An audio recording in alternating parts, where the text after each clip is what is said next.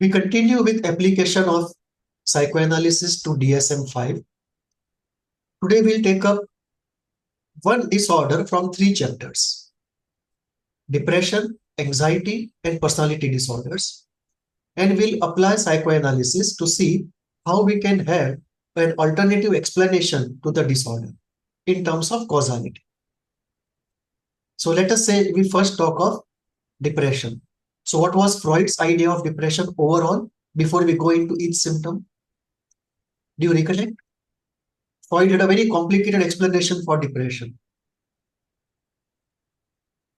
Anger turned inwards is what he said. Correct. And that he mentioned in a specific context of an ambivalent narcissistic relationship. That you have a very narcissistic relationship, very fused relationship with somebody, and that has ambivalence. Meaning you have love and anger, love and hatred towards the same person. Usually what we call contrary feelings or opposite kind of feelings you have towards the same person. So now when that person is gone, there is a vacuum. And the normal course of events is we substitute people when there is a vacuum. If one friend leaves us, after some time we develop a new friendship. And if we were spending 5 to 7 evening every day with friend X who is no longer with us, then we spend the same evening with friend Y. So when one attachment is lost, we substitute with a different attachment. But because the relationship was ambivalent, narcissistic, and extremely strongly connected, the substitution is not possible. And because the substitution is not possible, the only way the mind can deal with it is to make the lost object one's own.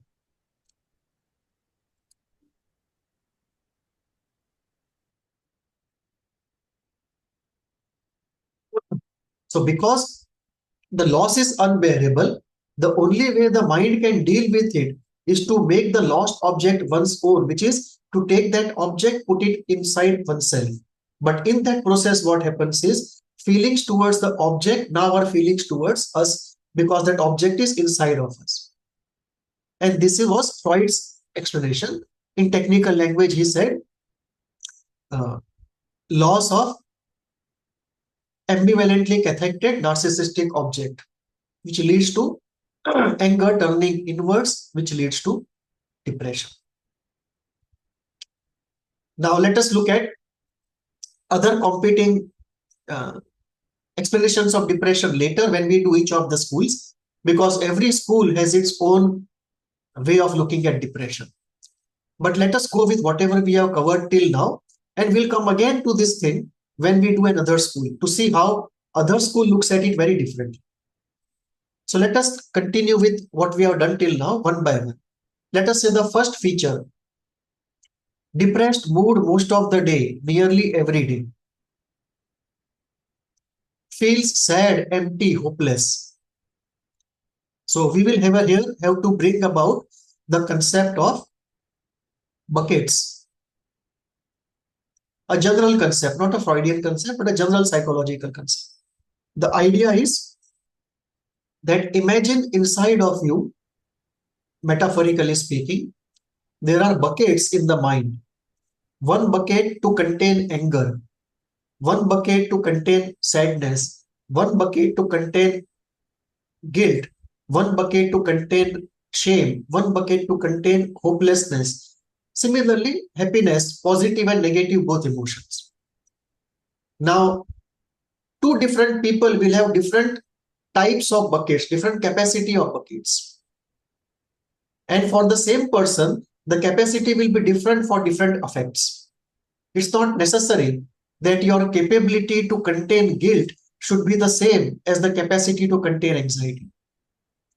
Now, what happens is every time sadness is generated, part of it may be expressed or not expressed at all based upon the circumstances of the person.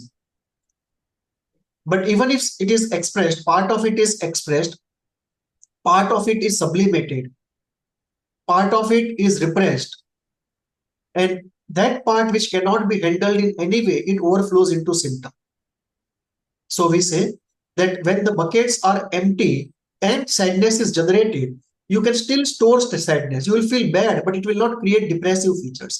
But once the bucket is full, even one drop of sadness will overflow the bucket, and that will create a symptom. So what buckets are overflowing here? We see the person feels sad. It just does not go away. This is not grief, which will undergo a phenomena of erosion. Most emotions undergo a phenomena of erosion, natural erosion, that every day we feel everything. We feel sadness, we feel anger, we feel anxiety every day, but it does not convert into a DSM kind of diagnosis. Because if we feel anger, after some time it subsides on its own. There is a natural erosion. For many reasons. One, we are able to express. Second, it is a natural, there is a natural health maintaining system in the mind which helps in natural erosion. Part of it goes repressed in the memory, but we are free from it in some time. But when buckets are overflowing, then we can't be free. That is where this enduring symptoms come up. So we feel the person is feeling sad, which means the bucket of sadness is overflowing. And the last precipitating event of sadness is not the only event. That was the last event. It's the last straw on the camel's back. It was the last drop in an already full bucket. But the bucket has got full because of a series of events. Now, can there be an event which on a single basis can be so much sadness generating that buckets can overflow from a single event? Yes, there can be. For example, death of somebody. A single event can make the bucket overflow, but usually it's a series of events. Then he feels empty. Why does he feel empty? Anyone? Why do we feel lonely and empty? Your object is lost. Correct. Object is lost. Second, we are not able to substitute the object. We are not able to attach to any other object. So as I say, at one level, loneliness is a choice. So we'll come to the difference of loneliness and emptiness. But in one level, loneliness is a choice because we live in a city of more than 1 million people.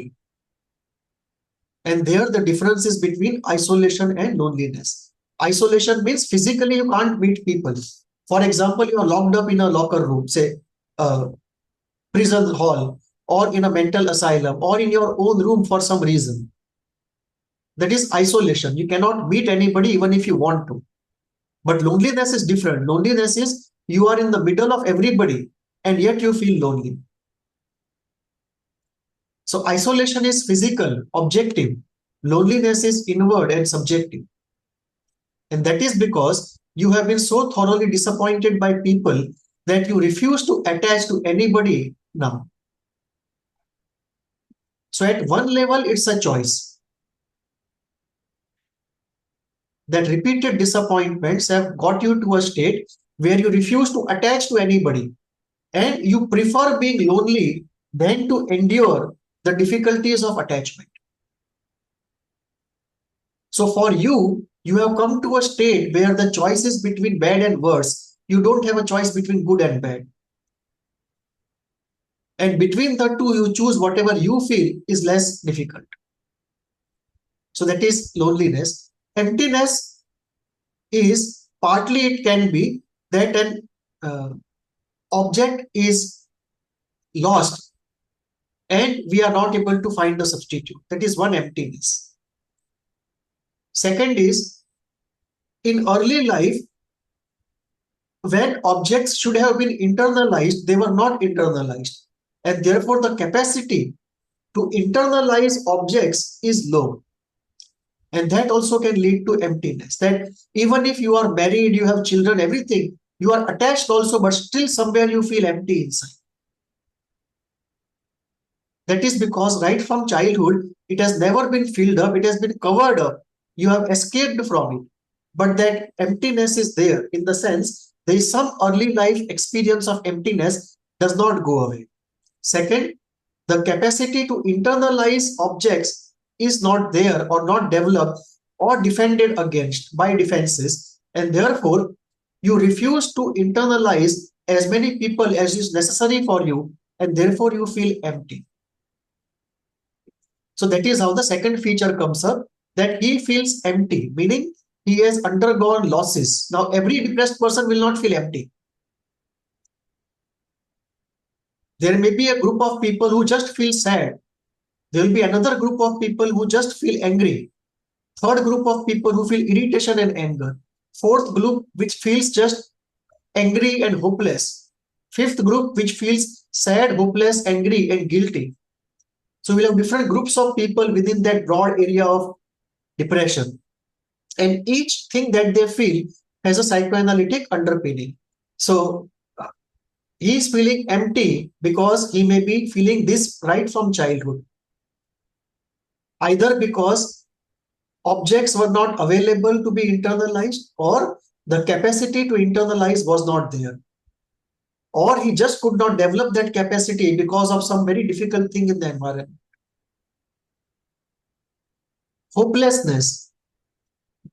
Now, this can be in two different contexts, objective and subjective. In objective area, it may just be that one has unfortunately fallen into something and there seems to be no way out of it.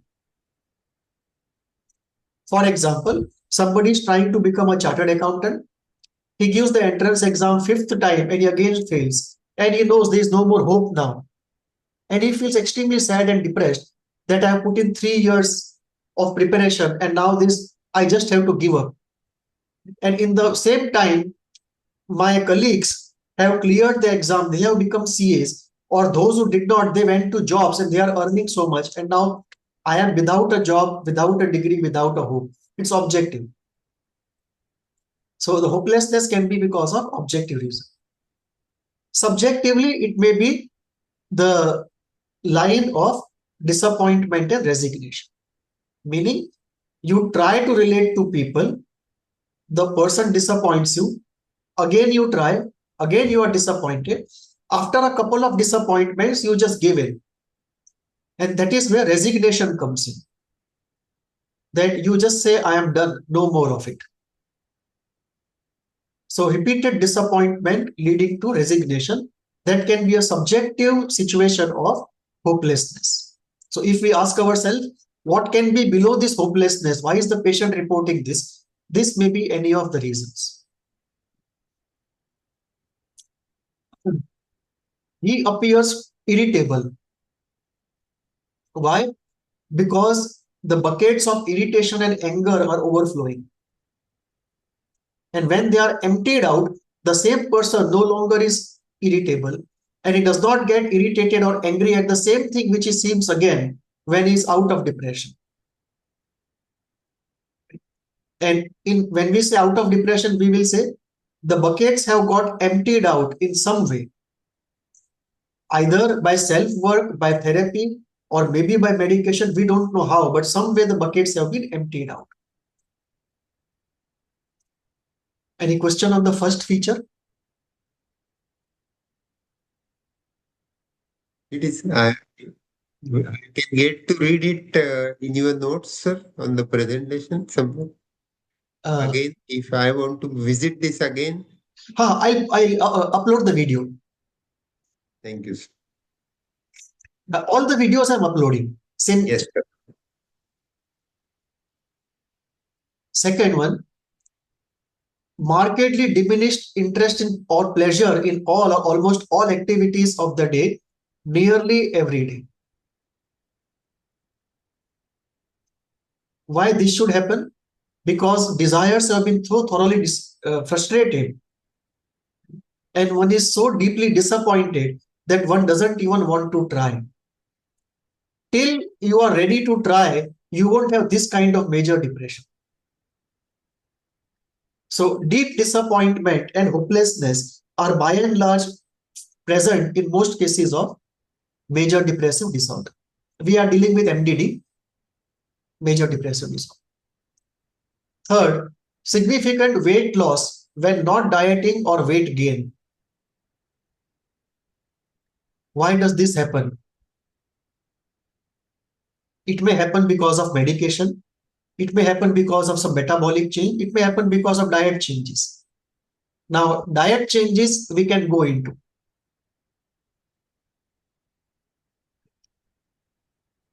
If anger, if you have sadness driven depression, the chances will be that the weight loss will be there and the appetite loss will be there.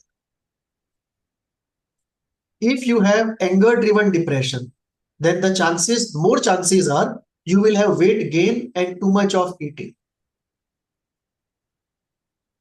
Similarly, for sleep, if you have aggression driven depression, anger driven depression, that what is bottled up inside is really anger, then you will have sleep on the lower side. He won't be able to sleep. He will sleep at 1 o'clock, 2 o'clock, and then wake up very early. So anger driven depression will lead to usually less of sleep, lack of sleep. And sadness driven depression will lead to too much of sleep. But weight loss. Yeah. Same with diet, that if it is sadness driven, usually there will be weight loss, diet, appetite loss, low diet and weight loss. And if it is anger, it can go anywhere, but usually it goes into high diet, low sleep and gain of weight. Now, the emptiness is very important. If emptiness comes in either of the two combinations, sadness with emptiness, anger with emptiness, then in order to fill up the emptiness, you keep eating a lot. And when you have major depressive disorder, along with a personality disorder, we should always check emptiness. Because in most personality disorders, we do find emptiness and catastrophic thinking, idealization, de-idealization, very common features of personality disorder. So when you have episodic MDD and underlying personality disorder, you should always check for emptiness. This emptiness is filled up by lot of eating. So excessive diet can also happen because of emptiness. And in that, you will feel lot of, if it is only emptiness, the person will fill up with anything. But if it is emptiness and sadness, which usually it is, only emptiness will be more in borderline rather than in MDD. So in MDD, we will have a huge amount of sadness as well as emptiness. So if it is sadness and emptiness, then he will not just fill it, but he will fill it with sweet things. The sweetness is to encounter the sadness. And if it is anger and emptiness, then it can go anywhere. Mostly people go for, at least the people I see, they consume a lot of food if they do, and they go for a lot of spicy things. They order a lot from online things.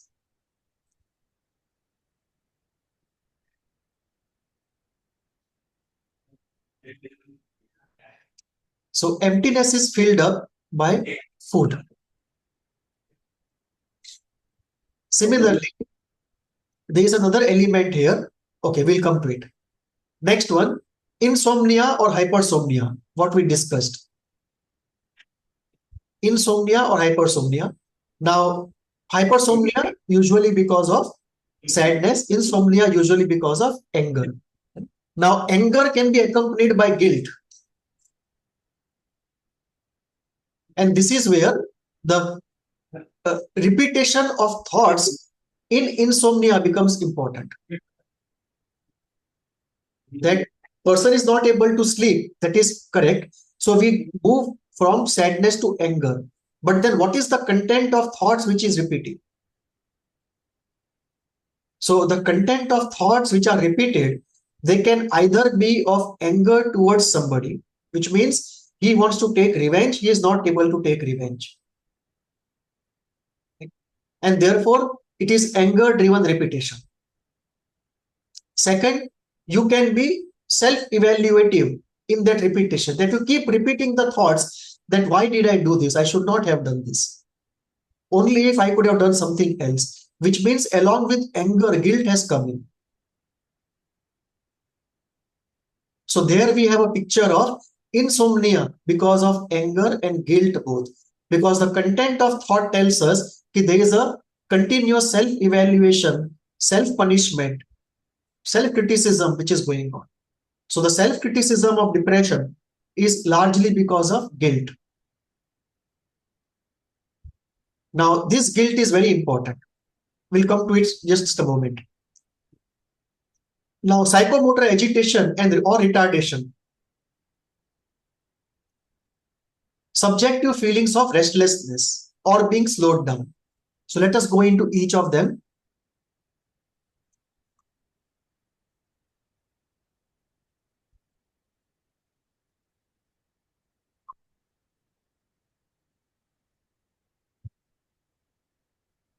Psychomotor agitation. When do we see psychomotor agitation? Which affects are in play? Anxiety and restlessness. Anxiety and anger. Yeah, restlessness, right? Restlessness is the state in which these two feelings are. These two feelings create that state of restlessness, which when it becomes too acute, we call it PMA, psychomotor agitation. So psychomotor agitation can be because of anger. It can be because of anxiety. Right? Now here, usually we will be dealing with anger. That there is anger rearing to go. Like when you become very angry, the body starts shaking. That can be one reason for psychomotor agitation. Second can be anxiety. Now, what will be the anxiety like? We talked of two kinds of anxieties: anticipatory anxiety and signal anxiety. Which anxiety is more likely here? Are you recollecting the two kinds of anxieties? The concept of it? Okay. Sorry. Okay. So anticipatory anxiety is related to something that will occur, something negative event will happen. Like I give an exam and I'm afraid of the result. I go to meet somebody, but I feel that he will insult me, he will scold me. So I am anticipating a negative event and therefore I am anxious. I go to stock market and I feel I'm going to lose money. Right? So all these are anticipatory anxieties: losing money, feeling humiliated, meeting somebody where you don't think the meeting will go your way, trying to do something where you fear that you will fail. You take up a case and you feel 80% chances I won't be able to solve it. So these are instances of anticipatory anxiety, that some event which is going to produce negative results for you will happen. Anticipatory. Second is signal anxiety. Signal meaning difficult feelings are coming up and the mind gets afraid of it, that these difficult feelings are coming up. So in order to pre-warn rest of the system, it creates a layer of anxiety over it. So as this thing goes up, first the anxiety goes up and wants the system to get ready because difficult emotions are coming. So it is a signal anxiety. It is giving a signal to the rest of the system to be prepared for very difficult emotions coming up.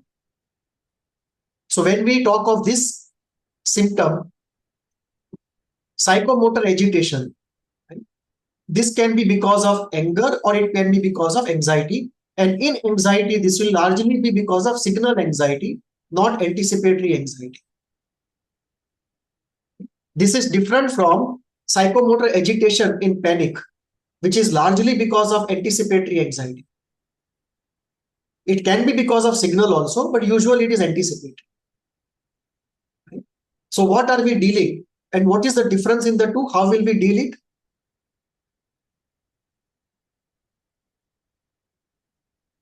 when we try to work with anticipatory anxiety, cognitive work can give very good results. But when we are working with signal anxiety, there is no point of working with anxiety. We have to work with underlying emotions. Because unless they are emptied out, the anxiety is not going to go. So however we may do cognitive work with that anxiety, what we need is release of those repressed, bottled up emotions.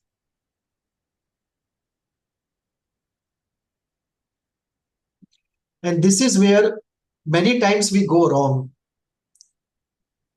That we think of signal anxiety problem as an anxiety problem, when in fact it is the repressed affect problem.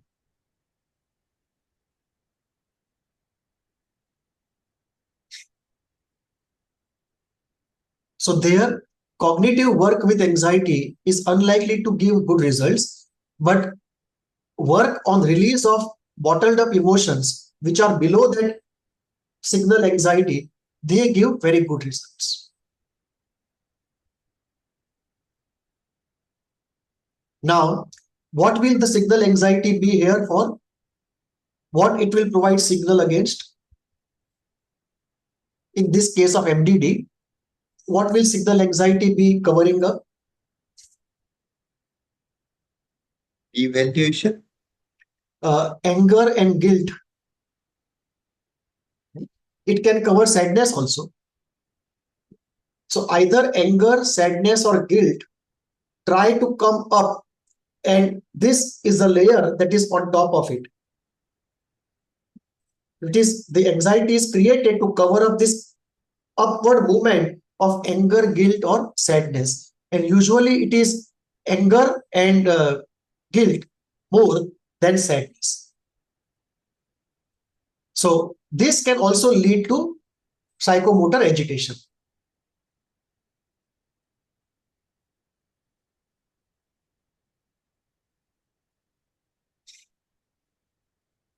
Opposite of it, retardation. How can we explain retardation psychologically speaking?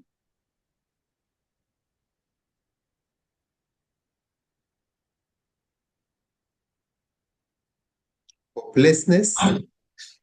Correct.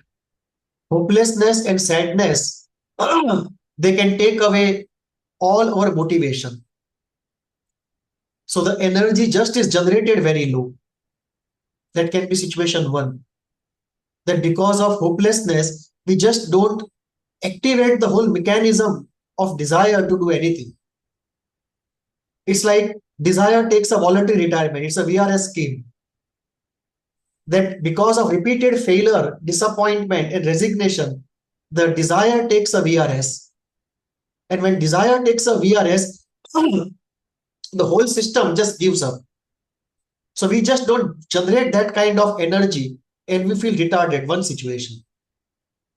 Second situation. So this is hopelessness situation. Second situation, too much of sadness. So bottled up sadness and anger, they are like psychological black holes. They consume all the energy inside. So whenever there is too much of sadness or anger inside, these are like energy black holes in the mind. They absorb all the energy, and therefore the person looks tired, listless, without any motivation, unable to move. Some people go to such levels that they find it difficult even to come to the therapy room or even go to the clinic. It is so deep. The disappointment, the hopelessness is so deep. The sadness and anger are so heavy. So retardation can be because of one, hopelessness, extreme hopelessness, where energy is just not generated. Second, energy is generated, but these black holes of sadness and anger are eating away that energy. And this again usually has some sort of relation to diet and weight. For example, let us say the diet is low and energy is being eaten away on top of it by sadness, then the weight loss will happen even more.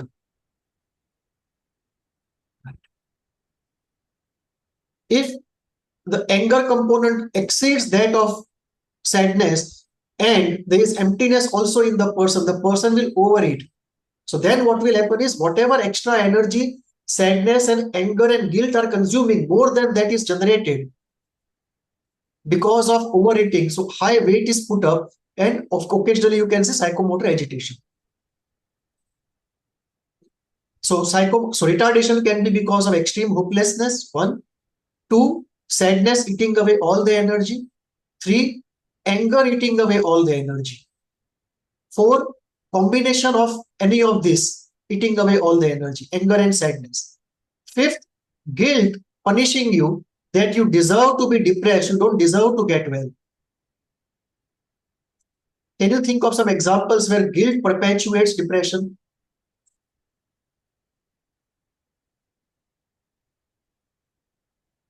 I remember a patient with psychotic illness whom I had seen in mental hospital. When Indira Gandhi, our prime minister, she died, he believed that it was because he did something, and that guilt was there. Correct. So you can have extremely high guilt, which tells you that you have done something very wrong and you deserve to suffer, and therefore you deserve to be depressed. And that guilt can also consume a lot of energy inside, leading to retardation. Let me give another example.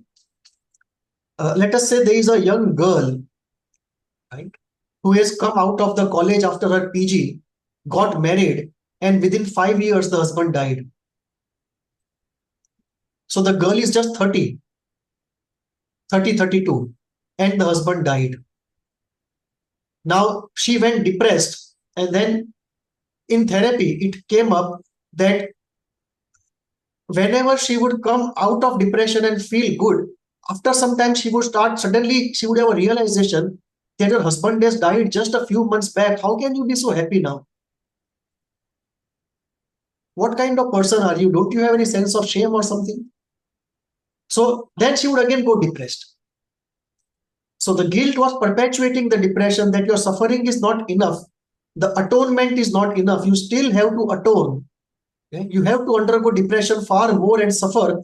And only when it's enough, then you can come out of it. So every time she comes out of it, the guilt pushes her back into depression. So this is one kind of guilt which, along with other things, anger, can lead to retardation. It can also lead to perpetuation of depression. And this is something to be worked at, that many people feel guilty if they were to cure their depression. So often we have to work first with guilt, that don't feel guilty if you get healthy and come out of depression. So this is also true in one group of patients, that the moment they start feeling well, suddenly at some point in time, they are very happy. They are normal, they are playful, and it comes to them, how can I be happy? How can I not be depressed? And they again go back to depression. So this can be because of retardation. Now, there can be guilt also because of another feature, which is guilt related to our own anger. For example, one may have very brutal anger towards somebody. Let us say you have anger towards the father or towards the mother. It has built up over a long period of time. And at some point, after some years, you go depressed because the buckets are overflowing and there's no way you can empty those buckets. That because of reality, morality, you cannot express anger towards the parents, and you are too ethical to displace it onto somebody else. Most people escape this by displacing it on somebody else. And that's a social phenomena, that you displace it on somebody lower in the social hierarchy than you. We see that even on petrol pumps, people fight with the petrol pump attendant for no reason, and they let out their anger. It's a displacement. That because you cannot express the anger where it belongs to, you find an innocent victim. You actually create victim out of an innocent person by displacement. But that person is traumatized, but you escape the depression. But if you are ethically very strong, then you won't do displacement, and then the buckets will overflow. It cannot be emptied out. And what will happen is that anger is overflowing, and now guilt is created as to why I can have such anger towards my parents. So one problem leads to the second problem. So now we have to solve both. And when we ask the patients to feel the anger, they feel extremely guilty at times if they have to feel that anger. And often after the session, they go depressed because there is an attack of guilt. So this is also very important in therapy, that when you are asking the person to feel anger, always check in the next session or phone him up or tell him in the session, okay, after the session, if you feel down, just let me know. This is what I call the post-session depression. That if good work has been done and anger has been released, then after the session, the person feels guilty. Not everybody, some do. Right? So there can be a guilt related to existence of our anger, and there can be guilt related to the fantasies the anger creates. That if you are very angry with somebody, there will be fantasies of revenge, and these fantasies will be very brutal. And this brutality is unacceptable to our own superego. That how can I have such brutal fantasies towards somebody? And that creates guilt. That how can I have so much anger, not only anger, but such brutal fantasies. So this gets into what we call in ISTDP, the murderous rage and the torturous rage. Two types of rage. The murderous rage is the desire to kill, and the torturous rage is to torture somebody to death, not kill him easily.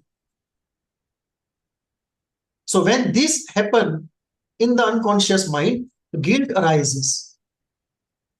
So in such situations, what you will have is the person holding on to the anger because he feels too guilty to let it go, even in therapy. So in therapy, when sadness and anger don't flow, we first have to work with the resistance to the flow and then work on the core feelings. So this retardation may also be because of anger guilt combo, right, related to it. It can also be because of catastrophic fear of anything happening. Like a depressed person does not want anything to happen around him. He wants everything to be silent, dead. Any activity can create catastrophic anxiety in him. So he prefers the peace of the graveyard to the hustle and bustle of everyday life, because that is catastrophically anxiety provoking. And it also has to go into energy dynamics, that the moment in order to attend to those events, energy rises. That energy, that energy also fuels the sadness and anger inside, irritation inside. So he wants to remain in that low energy equilibrium, the peace of the graveyard kind of situation. Because any rise in energy will not only create catastrophic anxiety of more anger and sadness, but they will power up those anger and sadness also because of higher overall energy.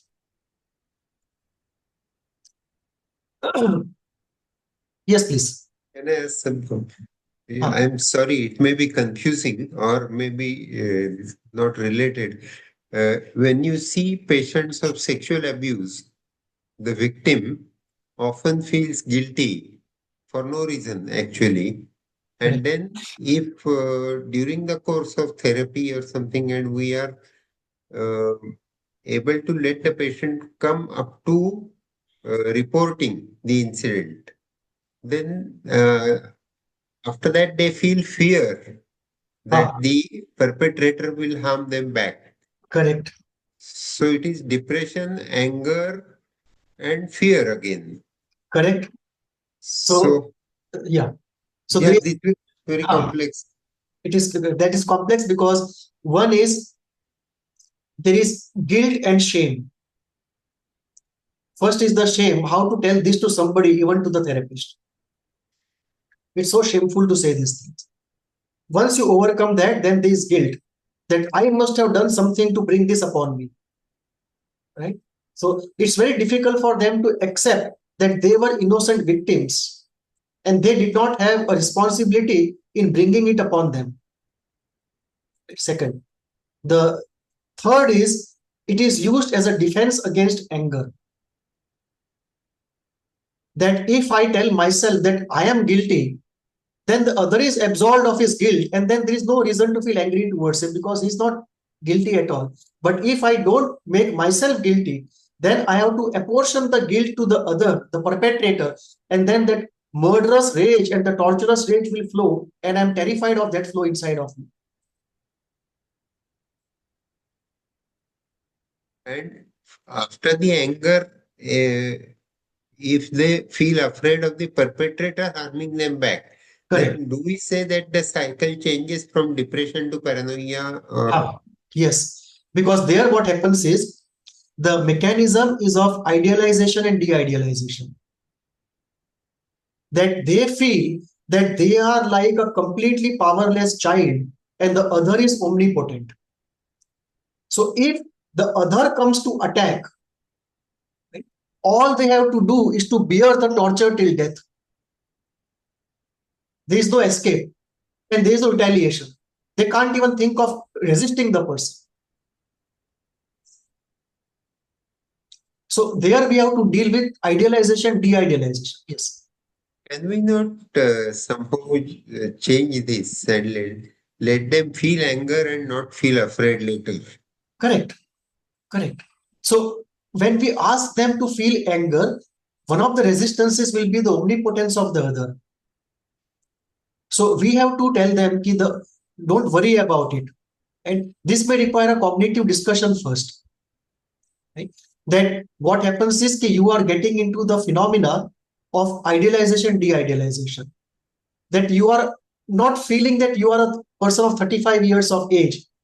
You are feeling you are a neonatal, completely powerless and helpless, and the other is omnipotent.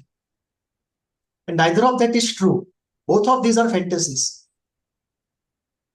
That you are in grip of fantasies. Yeah. And de-idealization is the same as devaluation, or it is different? Same. It is like तुम गगन के चंद्रमा हो मैं धरा की धूल हूं. Right? So everything it is, and then we go in deeper. When we go into the de-idealization, we come to the problem of owning up the good in oneself. That why is it so difficult to own good in oneself? Because obviously there cannot be any person without any good in himself.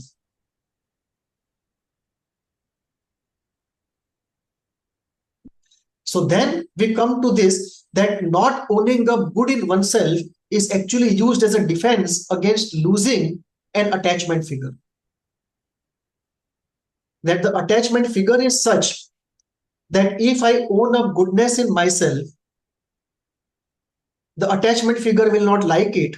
And if I own up goodness in myself, and if I assess the attachment figure also very judiciously, I will have to see that there are faults in him.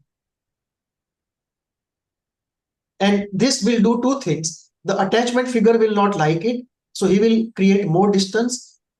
Two, I will lose an omnipotent figure, so I will lose the ecstasy of omnipotence, because it's also ecstatic. One of the reasons why we do idealization, de-idealization is that when we are with the person we idealize, we feel that ecstasy, very high happiness. And the third is, if I be realistic, anger will flow towards the attachment figure. And then attack or loss will happen, which is terrible for me. So these are the reasons why I don't allow myself to own up the good in me. And later in life, what happens is, once this template is in place, then even if it is not the attachment figure, the template repeats itself. So the primary thing is, how do I own up the good in myself? That is the action point. And there are some tools of owning up the goodness in oneself that one can just write down on a chart paper and put it in his room and tell oneself that these are the claims that I am good enough, and these are backed by evidences in reality. It is not just my opinion of myself. Like, I have done MBBS, this is the evidence in reality. I have done MD, it's an evidence in reality. So then the struggle, conflict inside becomes that there is evidence in reality and there is an unconscious motivation. Both are in clash. And one has to observe the clash and be on the side of evidence in reality. Now, this is typically what happens in dependent personality disorder. But it can happen, and this can happen very much where a person comes into a major depression and also has a dependent personality disorder. And there, this phenomena, Conflict is between evidence in reality and my unconscious need to maintain I am not good enough. Evidence in reality says I am good enough, but there is an unconscious need to maintain I am not good enough. So then we go into, as we did a few minutes back, we go into reasons. Okay, why am I maintaining I am not good enough so strongly? What are the reasons for it? What am I getting out of it? There must be some reasons for maintaining it so strongly. So when we go into those reasons, which we just went in a few minutes back, then slowly after a few sessions, when it repeats over and over again, it starts sinking in, and then the change happens. Thank you, sir. Thank you. We come exactly to this feeling of worthlessness.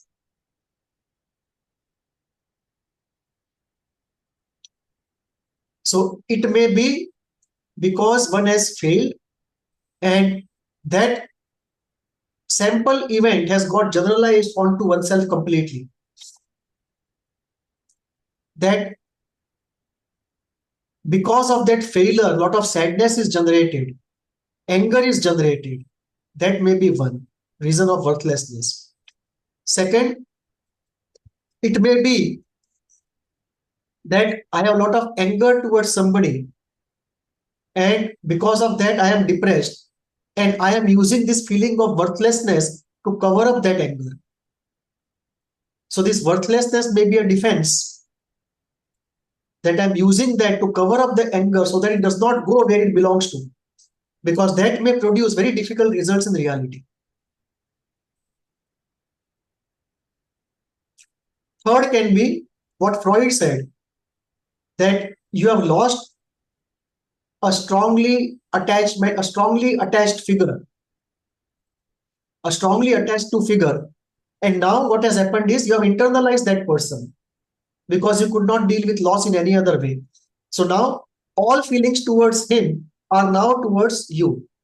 So if you thought he was worthless, you start telling you are worthless.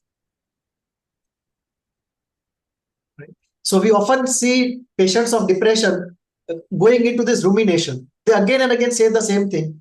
I am good for nothing. I am worthless. What else could happen to me? This was to happen to me. This is what I deserve. And if you tell them that evidence in reality is something else, they will get angry at you. They don't want evidence in reality. Because they are not saying this to themselves, they are saying this to that person they have lost. So a person who has lost his father and he says, I am worthless, is telling his father, you are worthless.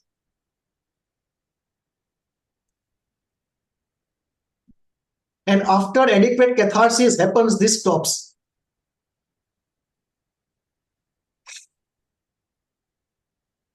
Excessive or inappropriate guilt. So it may be because one has done something wrong, because of which some loss happened, sadness happened, and one went depressed, one route.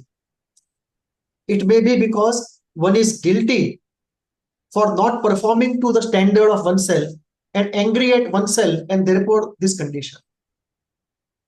Third situation, one is guilty because of having that kind of rage towards somebody, and therefore the guilt. Fourth situation, one has internalized somebody who should have felt guilty, and now you are feeling that guilt for him. So these are the roots to the seventh feature of depression: feeling of worthlessness or inappropriate guilt. So again, I'll repeat the guilt part. You can feel guilty because you have done something which has brought upon heavy loss that took you into sadness, and therefore you are depressed and guilty. Like losing money. You are angry at yourself that why did I put everything in the stock market? Second guilt can be, I internalized somebody who was guilty because of something that I know he was guilty of. And now I feel the same thing because I have internalized him. Third, I have rage towards somebody and I feel guilty that I have rage towards somebody. Fourth is there can be activation of earlier childhood complexes along with an adult event related situation. That I am very, very angry at my boss, I cannot express, so I go depressed. At the same time, I feel guilty of having brutal revenge fantasies towards him. At the same time, it also evokes my Oedipus. And the Oedipal guilt now joins in.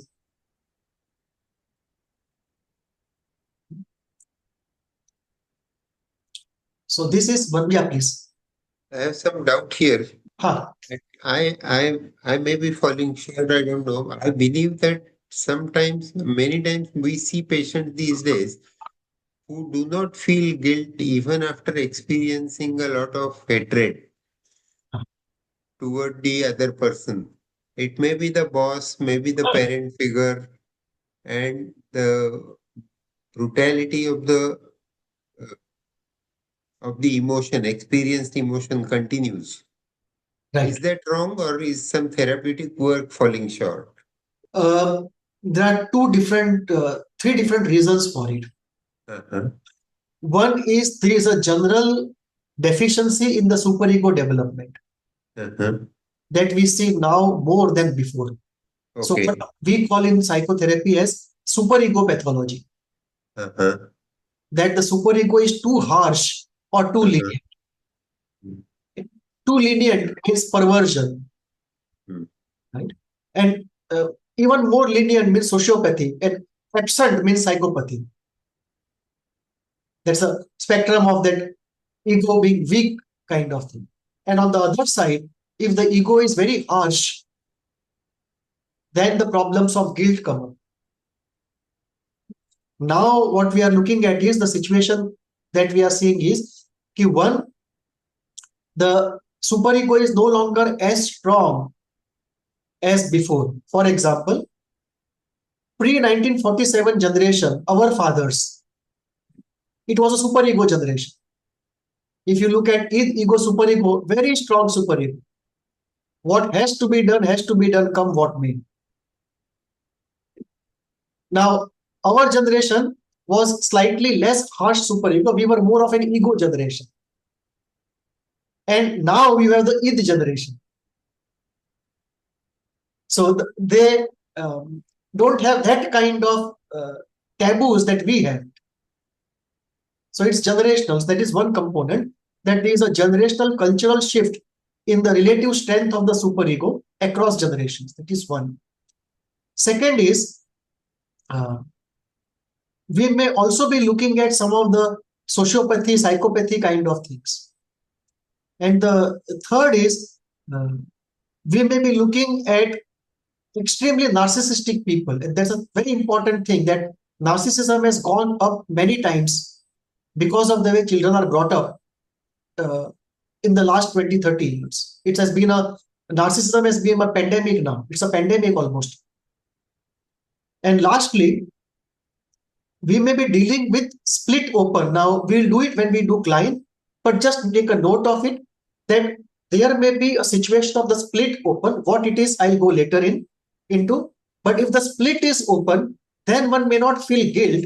And the second corollary is, even after experiencing release of anger, one may not get the healing. Yes, sir.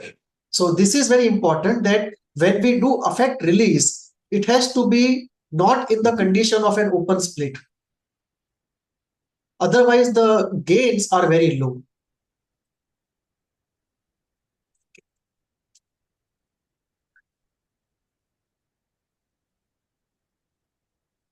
Delusional guilt, meaning the kind of guilt we are referring to in terms of the Oedipus, that if it comes from the unconscious, there's nothing in the outer world to justify it, and from a DSM standpoint, we look at it as delusional. Because we don't find any outer world cause for it.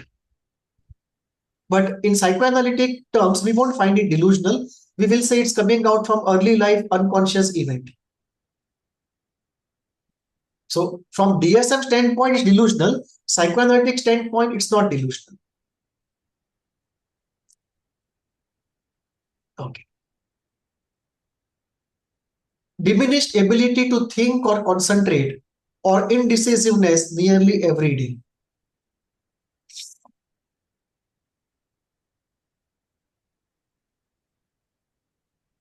So one, it is the problem of motivation because of hopelessness. Second, it is a problem of energy because all the energy is taken up by the repressed anger and sadness usually. At times guilt, but usually anger and sadness. Third is anxiety, which covers up the anger and sadness, and the anxiety can lead to inability to think clearly. That signal anxiety can go anywhere. Like the signal anxiety may just produce palpitation.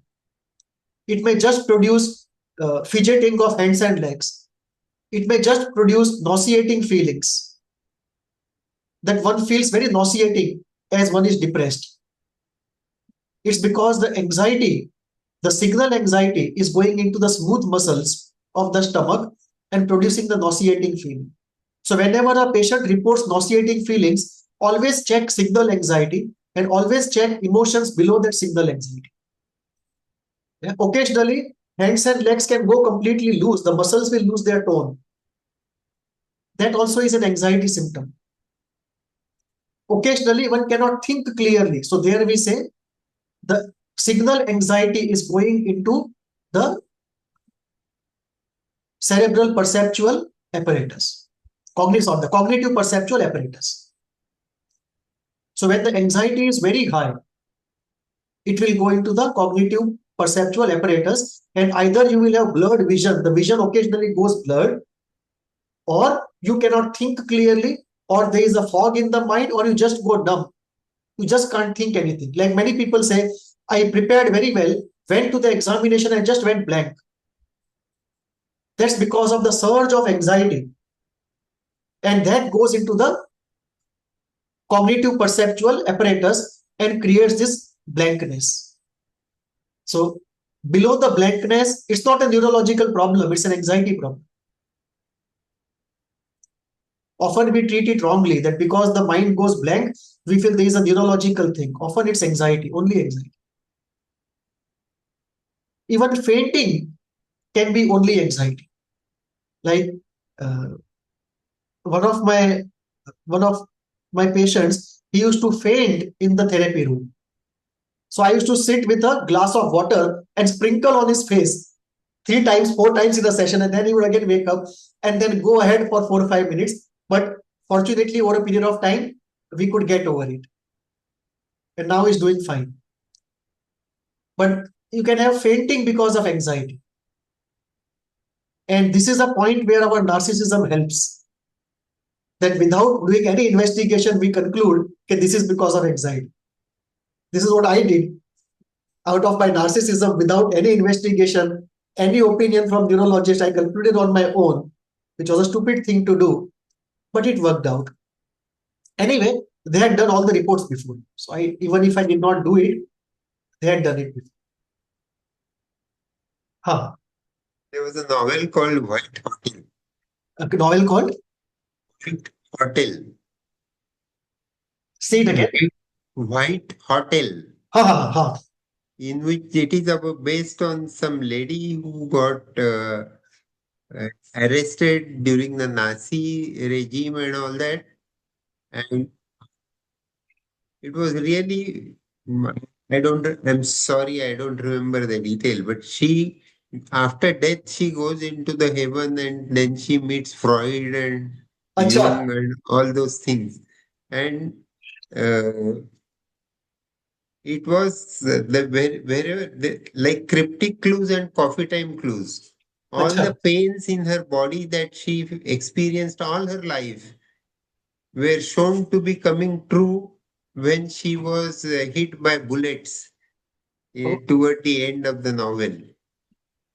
And they were all the time like they were as if cryptic clues given by correct. the system Ah, that this is going to happen in future. correct. I will find out if I can locate that novel. So this, from our point of view, this falls into the area of unconscious related to what is called precognition. Uh-huh. That can you know the future? And very good experiments have been done in this area by CIA, the American agency, during the Cold War. So they used to collect people who were interested in this area, and they used to ask them, tell me when Russia is going to detonate the next atom bomb and where they are going to do. And there was a head scientist called Edward May. So the system there is that after you come out of this kind of projects, for 20 years, you cannot say anything. It's classified. And after 20 years, you are free. So after 20 years, he has written books and given interviews. And he tells us that precognition is actually possible and they could get results far more than 50%, because 50% is like chance. It can just happen by fluke. But if you get 60-70% kind of results, then that is something substantial. It's statistically significant. So I'll send you the Edward May's interview. So he's dealing with this idea of the unconscious and precognition. Yes. And then he has also explored unconscious and retrocognition. Retro meaning knowing the past. For example, let us say a ship was sailing from UK to USA 150 years back, and the ship drowned in the Atlantic Ocean, but the ship had a lot of gold into it. Now we want to find the gold, but we don't know where it drowned. So you can get together people who are into retrocognition, finding out the past which is unknown. And both of them have to do with the unconscious.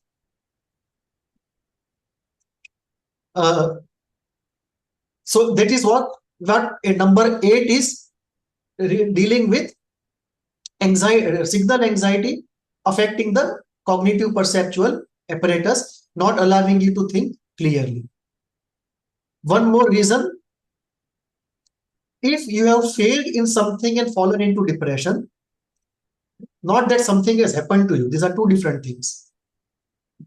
Somebody dies out of old age, it has happened to you. Some accident took place and you lost something, it has happened to you. But if you have failed somewhere, then that can chip away your self-confidence, your ego strength, and that can also result in indecisiveness. Ninth one, recurrent thoughts of death, recurrent suicidal ideation. In sadness-driven depression, this may be for oneself. That early in the morning when you have to get up, the thought comes, why has this morning come again? I'll have to wake up now and go out into the world. I wish the night would go on for 1 or 2 days more, so I don't have to wake up and encounter the world. That is sadness. Suicidal thoughts of sadness-driven depression will have to do with cessation of activities, cessation of involvement, desire for going silent, that I wish I just fall silent and everything falls silent. And the suicidal ideation will not be brutal. The person will not ideate that I will go and sleep under a train, or I will take a knife and put it in myself. The mode of suicide will be more geared towards cessation of activities and will be softer. Whereas in anger-driven depression, when suicidal ideation happens, it will be anger-driven. And in fact, you choose for yourself a brutal death because this is what you want to do to somebody else. So if you get an ideation that I will stab myself 5 times and then I will put it in my throat, it means you want to stab somebody else 5 times and put it in his throat. So all the ideation towards somebody now is turning back on you. So when somebody is anger driven and he says, I want to commit suicide, actually he wants to commit murder. But because the desire for murder is stopped by reality and morality, the desire to murder turns into desire of suicide. So there we have to ask him, who do you want to kill? When you say, I want to die, what it means is I want to kill somebody, but I cannot do it. And therefore, I am doing it indirectly. I'm still killing somebody. Psychologically speaking, by killing myself, I'm actually killing somebody. By identification in the inner mind. So in anger-driven depression, the ideation will be more aggressive, more brutal. And this is what they want to do to somebody else, which being stopped by reality, morality comes back on oneself. And in therapy, we have to bring it up. Okay, when you say, I want to die, what it really means is I want to kill. So let us go into who would you like to kill? Who has hurt you so much that you want to kill him? And that opens up the thing. And once anger starts flowing to where it belongs to, the suicidal ideation goes down.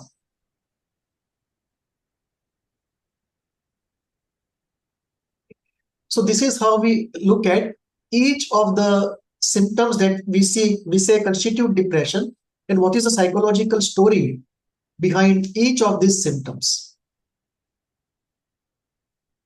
And obviously, if we want to know the psychological story, we have to ask related questions in the case history, and therefore the case history for therapy will become slightly different than case history for psychiatry, because we want story of each of the symptoms.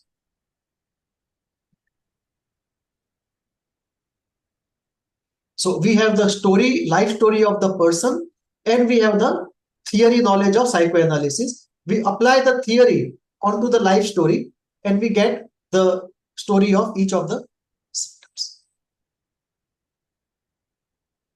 specific to that person.